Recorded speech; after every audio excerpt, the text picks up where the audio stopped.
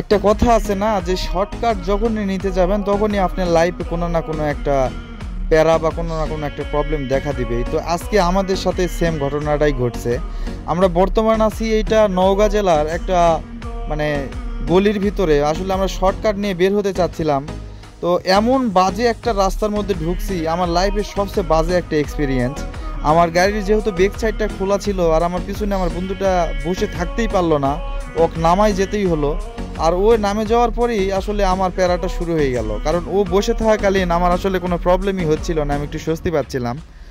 আর ওর নামে যাওয়ার পর পুরা কাদা পানি যা ছিল সব আমার গায়ে গায়ে উষ্টে উষ্টে উঠতেছিল। আর এই রাস্তাটাতে আমাদেরকে ইচ্ছাকৃতভাবে, এই যে পিছিয়ে যে এই বাইকারটাকে দেখা গেল, ও ইচ্ছাকৃতভাবে আমাদের এই রাস্তাটাকে ঢুকাইছে, কারণ ও নাকি এর আগেও একটাবার এই রাস্তাতে আসছিল। আর এই আপুদেরকে দেখে মনে হচ্ছে ওরা কতই মনের সুখে চলে যাচ্ছে।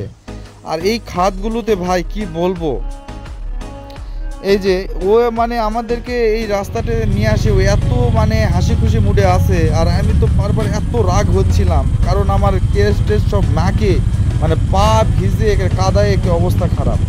আর প্রতিটা খাদে এত পরিমাণ পানি জমে আছে যে মাছ চাষ করতেও মনে হয় এত পানির প্রয়োজন হয় না।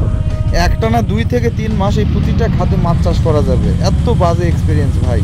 তবে আমি এত ঘুরে দেখছি, আমার নিজ জেলা জয়পুরহাট জেলার মতো শান্তিপ্রিয় কোনো জেলা আমি পাইনি, কারণ এটা